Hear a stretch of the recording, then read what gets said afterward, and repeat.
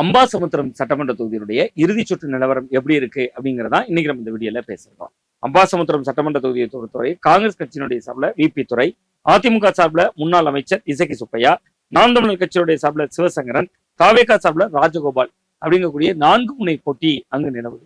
இந்த 4 முனை போட்டி அப்படின்னாலும் களம் தேர்தல் க்ளோஸ்ல ரொம்ப நெருக்கத்துல 2 முனை போட்டியா மாறி இருக்கு. காங்கிரஸ் வெர்சஸ் அதிமுக அப்படிங்கிறதா இப்போதைய களச்சூழல். காங்கிரஸ் கட்சிக்கு அங்க பாரம்பரியமிக்க ஓட்டு வங்கி எல்லாம் இருக்கு. சோ காங்கிரஸ் கட்சி தன்னுடைய பாரம்பரியமான ஓட்டு வங்கியை பெறும். கூட்டணியும் பலமாக இருக்கு.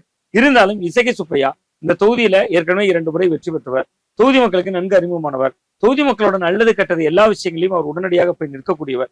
அந்த அடிப்படையில அதிமுகவினுடைய பலம், கூடவே கூட்டணி குழு இணைந்த அமமுகவினுடைய பலம், இது ரெண்டையும் கடந்து இசக்கி சுப்பையா என்கிற நபருக்கு இருக்கக்கூடிய அந்த இமேஜ், அந்த அடிப்படையில இசக்கி சுப்பையா இந்த தொகுதியில இப்போதைய களச்சூழல்ல முந்துகிறார். இசக்கி சுப்பையா கொஞ்சம் வலிமையான வேட்பாளரும் கூட, பொருளாதார ரீதியாகவும் பலமானவர்.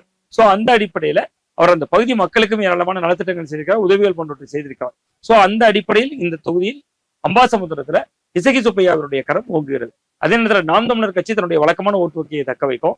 தமிழக வெற்றி கழகத்தினுடைய வருகையால ரொம்ப குறிப்பா ராஜகோபால் அங்கு களத்தில் இருக்கிற தாவேகா ஒரு பெரிய இம்பாக்ட தொகுதிக்குள்ள கொடுக்குது. சோ அதனுடைய அடிப்படையில வெற்றி வித்தியாசத்தினுடைய விளிம்புகள் கொஞ்சம் குறைக்கப்படலாம், வாக்கு வித்தியாசம் சற்று குறைவாக இருக்கும். மற்றபடி களத்தில் அம்பாசமுத்திரம் தொகுதியில் அதிமுக முந்துகிறது என்பதுதான் இறுதி சுற்றினுடைய நிலவரம்.